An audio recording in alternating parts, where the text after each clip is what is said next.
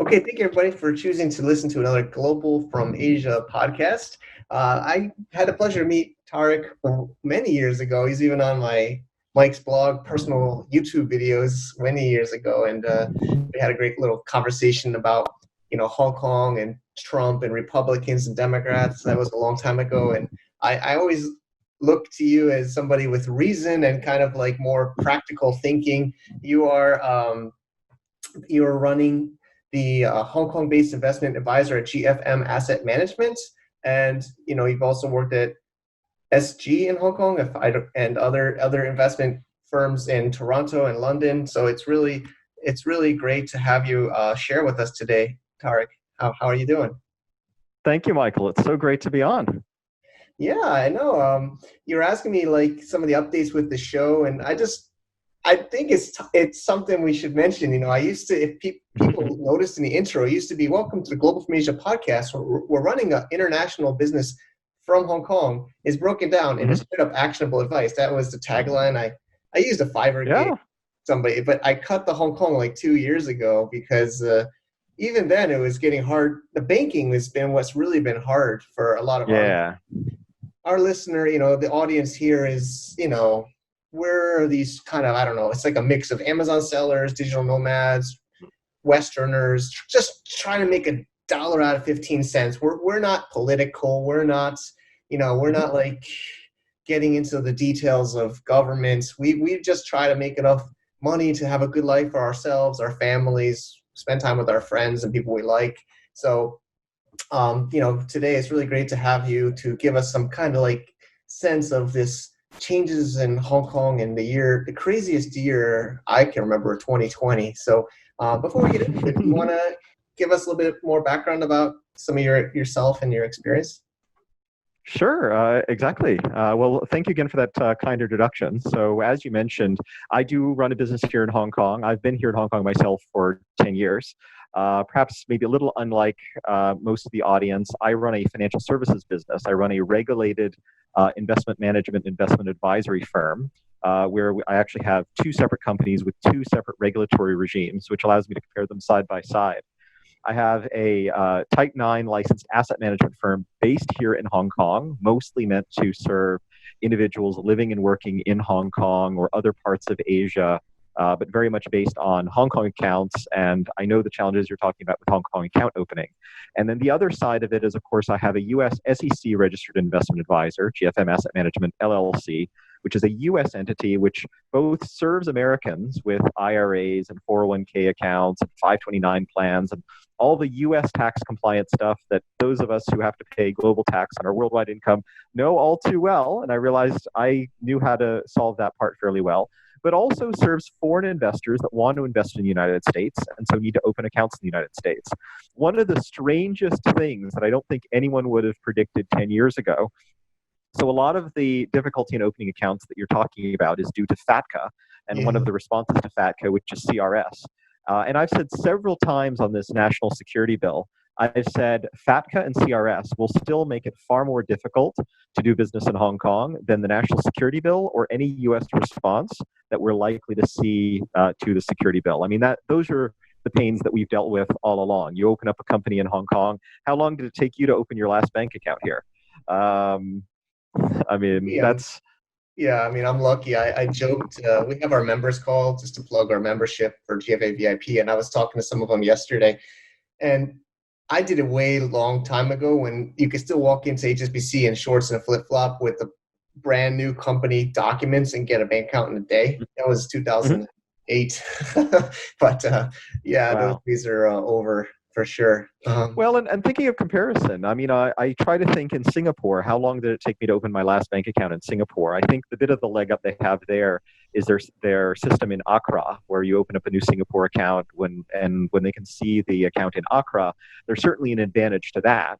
And I know nothing irks people in Hong Kong more than being compared to Singapore, every other time. But at the same time, too, when you compare to the US, one of the latest platforms we onboarded to be able to open IRA accounts, they were tooting, well, you're not going to take days to open an account. We can open an account here in 30 seconds. And so that's still the way things can work in the US. And, just that little bugbear about account opening why should it take so long here? But then, of course, what I look at is once you got the account open, once you've got things set up, what are other things that make it more difficult or easier to do business here? So what I first noticed when I came to Hong Kong, filing my first tax return, getting my first driver's license, getting my visas, immigration. If you've dealt with any of that on the other side going to the US, there's absolutely no comparison at all. I mean, try getting your work visa here in Hong Kong, usually in 1 month with a simple form with very little red tape or strings attached, versus, how long does it take to get permanent residency and what types of lawyers and fees do you have to do to try to get an H-1B or a green card or any of the other US visas. That's one leg up I think the Hong Kong has always had. I also compare any time I've ever waited in the DMV or any time I've ever called the IRS in the United States versus my experience with IRD in Hong Kong. I just find a lot of things are far more straightforward here. Another example, which is one that I hope to not have to compare to too many places, is even, say, evicting a tenant. If you own any rental property and you happen to be a landlord in certain areas, even though we don't like to have to, evict a tenant for various reasons, the fact is here in Hong Kong, the procedures are fairly well written, fairly straightforward. Even once when I asked a lawyer, do I need some help with this? And they said, well, actually the Lands Tribunal has a very straightforward process. You follow it yourself and it's pretty bulletproof. There's nothing we can do to really make it any better for you. Those are advantages I think Hong Kong has had, well back through the colonial period, has continued to have since the handover. And I believe actually many of those advantages are likely to persist not just until 2047, but likely past 2047. The one thing I think many international observers forget is that Beijing is pretty smart. They were very clever for the past 30 years to make sure they did not follow the same path that the Soviet Union did.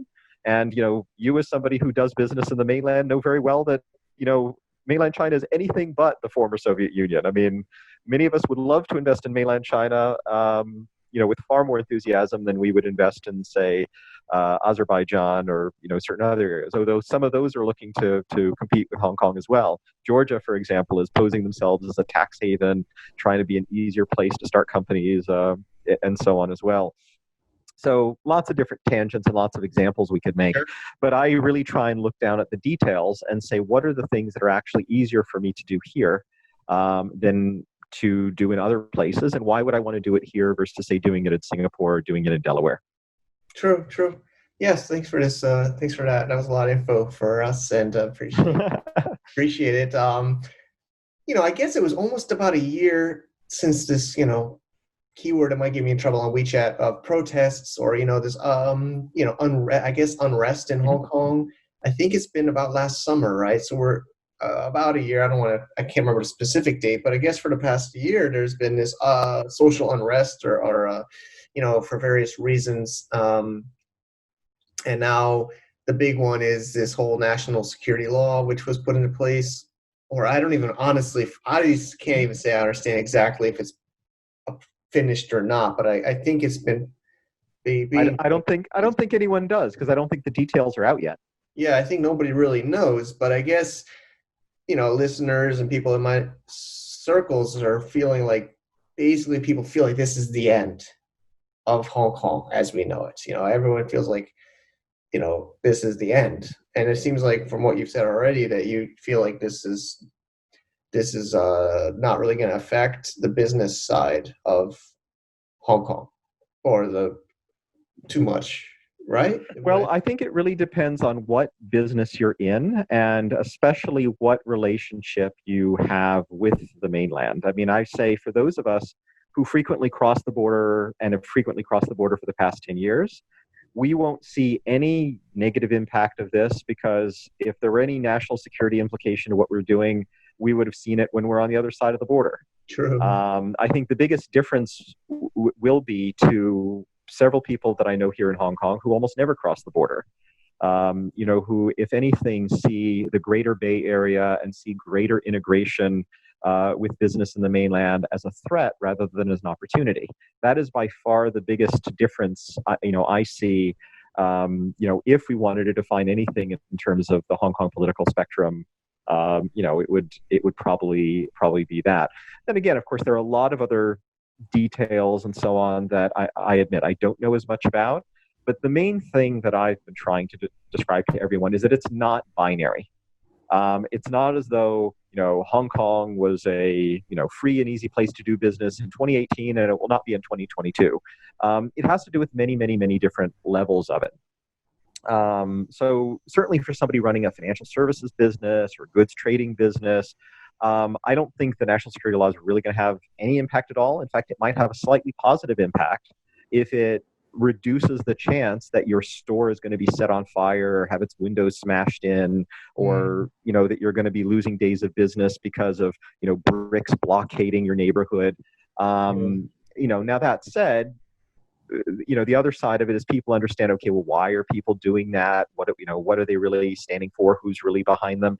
And I don't know. I mean, I think like you and like many members of your audience, I am trying my best to focus on business. One of the reasons I came out here was in a way to have a refreshing escape from politics. For the first 9 years I lived in Hong Kong, I said Hong Kong was a refreshingly apolitical place.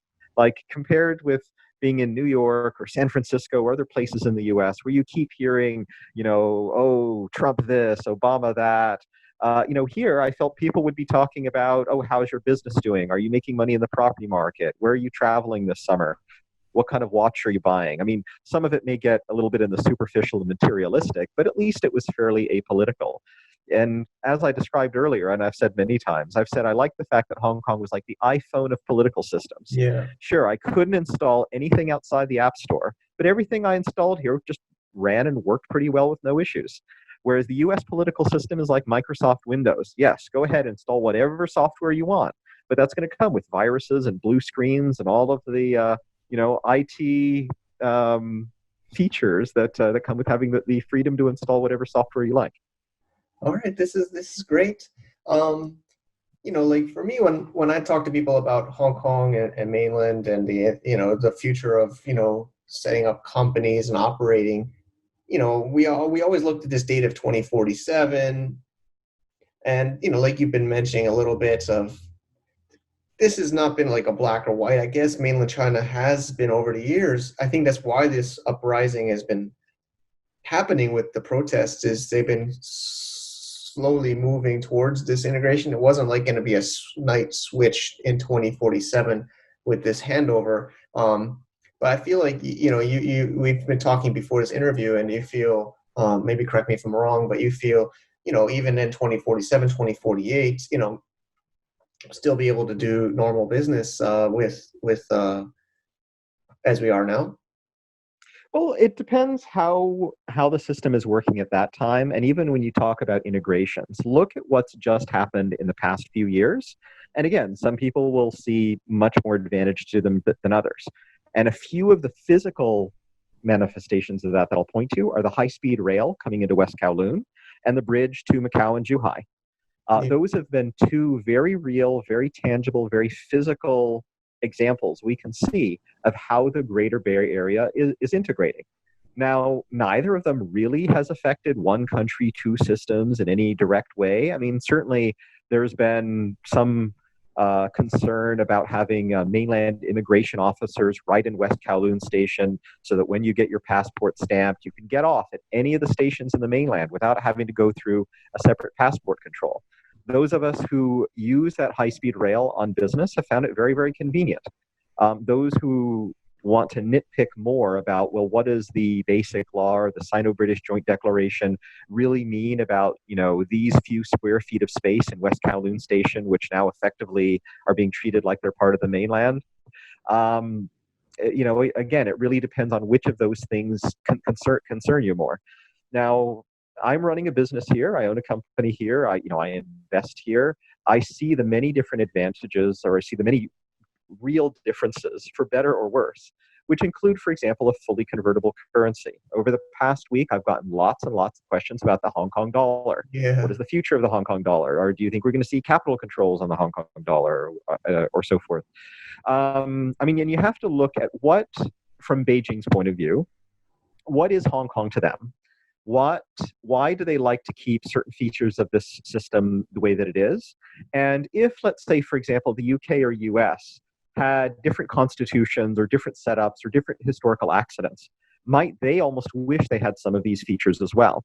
I often say, for those who follow US politics, imagine how different US politics would be if the most deep blue, most democratically voting cities, New York City, San Francisco, and so forth like that, if they were special administrative regions that got to set their own tax policy, their own immigration policy, they got to set their own policy in the way they wanted to, and the rest of the country, which tends to vote very far red, very far right in their perspective, got to run their country in their way, but it was still under one system, say one Yeah. unified military.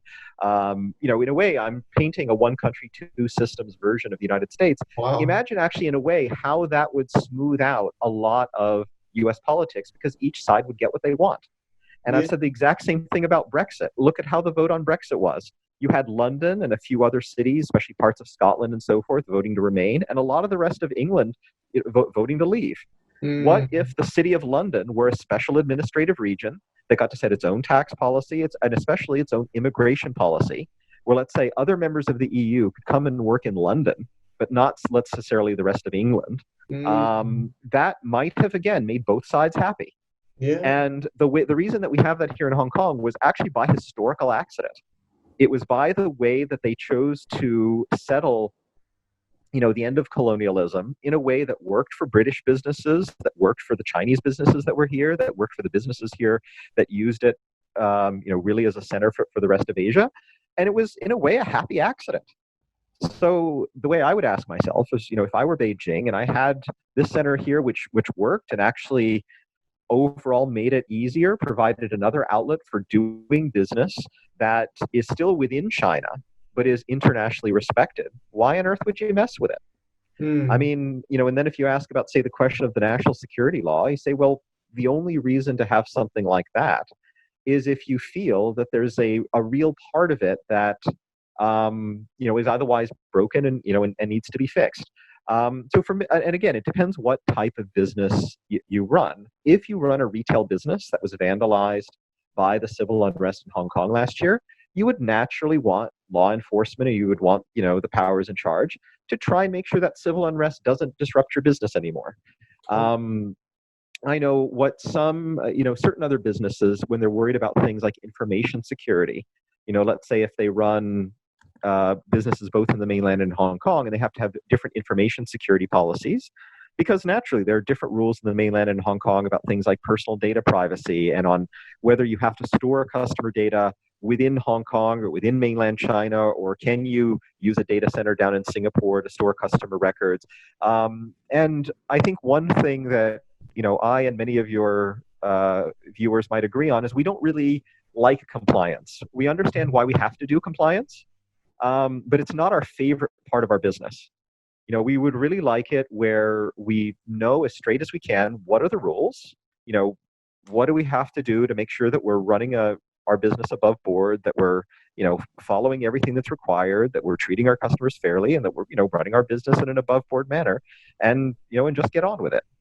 I think the main concern people have about any law from Beijing that would apply to Hong Kong is, will there be some rule, will there be some compliance risk that I didn't have last year? And really, unfortunately, the short answer is nobody knows. It's not Yeah. just that I don't know and you don't know. The pundits that we hear on TV have no idea either. Yeah. The only way we'll find out is, 5 years from now, how many businesses are leaving? How many businesses, let's say, get in trouble or have an executive arrested, or have some compliance violation? I mean, those are the real effects that I think we will only see over time. And when I talked earlier about integration, there are some ways quite well that we haven't integrated. I've got an account here in Hong Kong, but that's not the same as having an account in the mainland. And when I go to the mainland and I try to use Alipay, that doesn't help me at all, because my Alipay here doesn't work up there. And when I come here and try to do anything at a bank in Hong Kong, they want paper. They want Yeah. physical pieces of paper, which, when was the last time you wrote a paper check in mainland China? It's I still write 2 paper checks every month in Hong Kong just to avoid a 50 Hong Kong dollar bank fee, because they say, well, if you do it electronically, we have to charge you a fee. But if you write a paper check, there's no fee. I mean, those are the things that we wish Hong Kong would follow mainland China on. That is true. That is true for sure. Um, It's been fascinating. I know we have limited time for today, but this I think we've got to at least bring it up. I think mostly we've been talking about the Beijing side, but I think the other fear now is the whole U.S. side. The sanctions and taking. Now that this national security law has been kind of started to be put into motion. We don't know exactly what's going to happen, but now there's the U.S. side, and we don't know how they will treat Hong Kong or take away, certain things. So I don't know if you want to at least touch on some of the thought process that you'd like to share with our business audience today. Well, I could certainly try my best, I but know it's so hard. as I hope I've hinted a few times, I am much better as an investment analyst than I am as a political analyst. And I don't even like to pretend to be a political analyst on TV. But the way that I would try to game theory it, if I would have to point out that it is an election year in the US. And that is very important in ways that we do not see from Beijing's side. The fact that it is an election year in the US, and we have a few hot button issues in the US which are not unrelated to China right now. The one thing both political parties seem to be able to agree on in this US election 2020 right now is let's blame China for everything. The coronavirus hit the United States much harder than it hit Chinese cities. Let's blame China for that. We're having civil unrest in the U.S. What have you. Much harder to tie that to China, but I'm sure somebody's going to try. So overall, there is I feel the need to show American voters that this administration or any challenging candidates, Joe Biden, what have you, are going to be tough in China in some way. I think they benefit from the fact that most American voters probably don't know where Hong Kong is on a map, and probably don't know what one country, two systems even is. And as I've said several times, in the trade war between the U.S. and Beijing, Hong Kong is really just a sideshow. We're not really caught in the middle of it. We're a sideshow. We're an afterthought. It's a great place to come 90 days visa free, sign your contract under a trusted legal system, and so forth like that. But that only really affects those of us who do business here. Most American voters don't really know or care how that works. So whatever the U.S. does, they're going to really care more about the optics than they are about the substance of it. So when Ted Cruz comes to Hong Kong and puts on a black shirt, he has no idea what he's talking about. He's just trying to tell his voters back home, oh yeah, I'm standing up for democracy. Yeah, but they don't realize that Hong Kong never was a democracy. What you're really standing up for here, for lack of a better word, I believe many of those that have put on black shirts are those who feel that greater unification with the mainland is a threat, because those in the mainland generally have been advancing their skills faster. They still work for lower wages, but definitely they've seen more growth.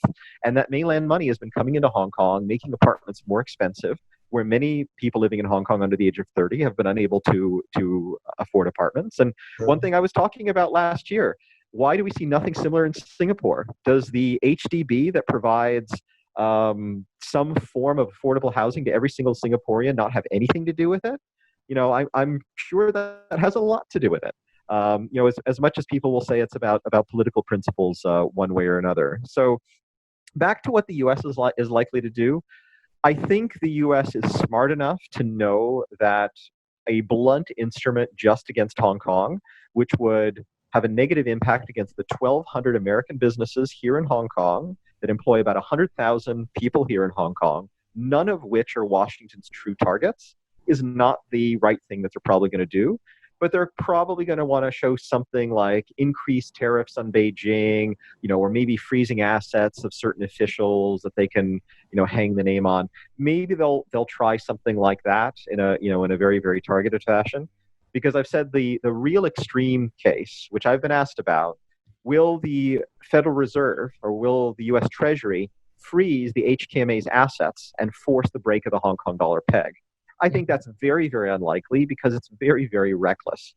It makes absolutely no sense. It will do absolutely nothing to Beijing, but it will harm JP Morgan and Bank of America 100 times more than it harms Chinese businesses. Okay. So it's one of those things that you have to look at a few steps in. And obviously that's a reason why, I'm not playing politics. I'm, trying to I'm trying to focus on doing business. So Yeah, agreed. I mean, we can. Yeah, I mean that's like our listener too. We're just trying to make an educated guess as best we can to know what we should do moving forward. And it's been a fascinating conversation. I really appreciate your willingness to share with us today. And then I think the last part is, of course, how can what do you do? How can people connect with you, find you online? certainly. Well, one advantage is that with a name like Tariq Dennison, I'm probably the only one in the world. So if you Yeah, can spell not my name, Tariq, last name Dennison, Dennison, you can find me pretty easily on Google or any other search engines. yeah, yeah, I'm also on both WeChat and Twitter as the Quant of Asia. So that's Quant, Quant of Asia. And you can, of course, find my website, gfmasset.com, or just Google GFM Asset Management. That's good for me, asset management. That's, in a nutshell, what I do. But yeah, one thing I'm never short on, for better or worse, is opinions. And thank you very much for having me on and let me share my perspective for what it's worth. yeah. I think it's great.